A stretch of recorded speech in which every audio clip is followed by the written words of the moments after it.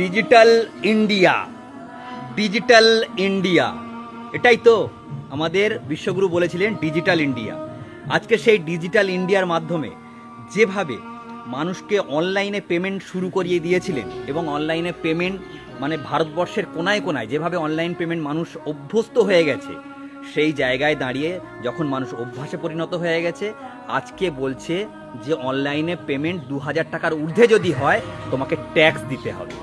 মানে বুঝতে পাচ্ছেন, ফের আমরা সেই লোভের শিকার হলাম, যে লোভ আমাদেরকে দিনের পর দিন ডিজিটাল ইন্ডিয়ার মাধ্যমে অনলাইনে পেমেন্ট নিতে শিখিয়েছে।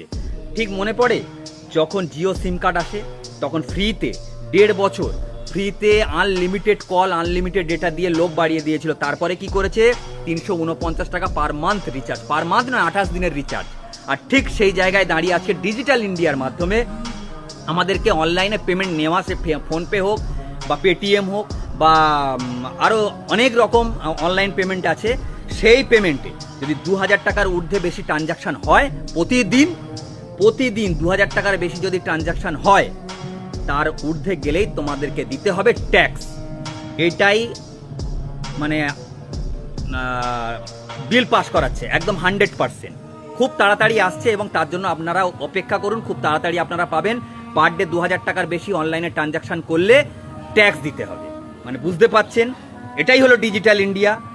ভারত আমার, ভারত তোমার, এবং এই ডিজিটাল ইন্ডিয়ার মাধ্যমে আমাদের ভারত আরও এগিয়ে যাবে।